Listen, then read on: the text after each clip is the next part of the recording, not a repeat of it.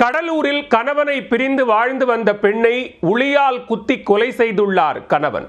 கணவனின் துணையில்லாமல் தனி ஆளாக நின்று மகனுக்கு திருமணம் நடத்திய பெண் கொலை செய்யப்பட்டிருக்கிறார். மனைவியை கொன்றுவிட்டு டாஸ்மாகில் பதுங்கியவர் மீது எடுக்கப்பட்ட நடவடிக்கை என்ன? கடலூர் மாவட்டம் சேத்தியாத்தோப்பு அருகே பெரிய நெல்லிக்கொல்லை ஆசாரி தெருவை சேர்ந்தவர் அண்ணாதுரை. டச்சு தொழிலாளியான இவருக்கு அமுதா என்ற மனைவியும் ராஜதுரை என்ற மகனும் ஒரு மகளும் உள்ளனர். குடும்ப பிரச்சினை காரணமாக தம்பதியர் பிரிந்து வாழ்ந்து வருகின்றனர். ஏற்கனவே மகளுக்கு திருமணமாகிவிட்ட நிலையில் மகன் ராஜதுரையுடன் குள்ளஞ்சாவடியில் அமுதா வசித்து வந்தார். தாயின் ஏற்பாட்டின் பேரில் மகனுக்கு 3 நாட்களுக்கு முன்பாக திருமணம் நடந்துள்ளது. இதையடுத்து குறிஞ்சிப்பாடியில் உள்ள பெண் வீட்டில் கறி விருந்து ஏற்பாடு செய்யப்பட்டிருந்தது. இந்த விருந்தில் அண்ணாதுரையும் அவருடைய குடும்பத்தினரும் பங்கேற்றனர். விருந்து முடிந்த நிலையில் வெள்ளிக்கிழமையன்று மாலை தன்னுடைய மாமியாரை குள்ளஞ்சாவடியில் இருந்து நெல்லிக்கொல்லையில் உள்ள தன்னுடைய கணவரின் வீட்டில் விடுவதற்காக அமுதா ஒரு ஆட்டோவில் அழைத்து சென்றுள்ளார். அதன் பிறகு அமுதாவை நீண்ட நேரமாக காணவில்லை. இதனிடையே வீட்டின் பின்புறமுள்ள குப்பை மேட்டில் அமுதா கொலை செய்யப்பட்டு இறந்து கிடந்தார்.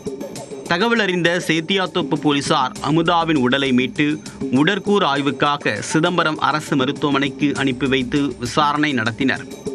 முதற்கட்ட விசாரணையில் அமுதாவை அவருடைய கணவர் கொலை செய்தது தெரிய வந்தது. நிலையில் வளையமாதேவி டாஸ்மாக் கடை அருகே பதுங்கியிருந்த அண்ணாதுரையை போலீசார் கைது செய்தனர். மேலும் கொலைக்கான காரணம் குறித்து அண்ணாதுரை அளித்துள்ள வாக்குமூலம் போலீசாரை அதிர்ச்சியடைய வைத்துள்ளது. அமுதா ஏற்பாட்டின் பேரில் மகன் ராஜதுரைக்கு திருமணம் நடந்து கறி விருந்தும் நடந்துள்ளது. இதில் கலந்து கொண்ட அண்ணாதுரையை மனைவி உள்பட யாரும் மதிக்காததால் கடுமையான ஆத்திரத்தில் இருந்துள்ளார். இந்நிலையில் மாமியாரை விடுவதற்காக வீட்டிற்கு வந்த மனைவி அமுதாவிடம் கடும் வாக்குவாதம் செய்துள்ளார் அண்ணாதுரை. ஒரு கட்டத்தில் ஆத்திரமடைந்த அண்ணாதுரை ஆசாரி வேலைக்கு பயன்படுத்தக்கூடிய கூர்மையான ஆயுதத்தால் மனைவி அமுதாவின் கை கால் முகத்தில் சரமாரியாக குத்தியுள்ளார். இதில் உயிரிழந்த அமுதாவின் உடலை குப்பை மேட்டில் வீசிவிட்டு ஆட்டோவில் தப்பிச் சென்றிருப்பது போலீசாரின் விசாரணையில் தெரியவந்துள்ளது. கொலை வழக்கு பதிவு செய்த போலீசார் கொலைக்கு பயன்படுத்திய ஆயுதத்தையும் பறிமுதல் செய்தனர்.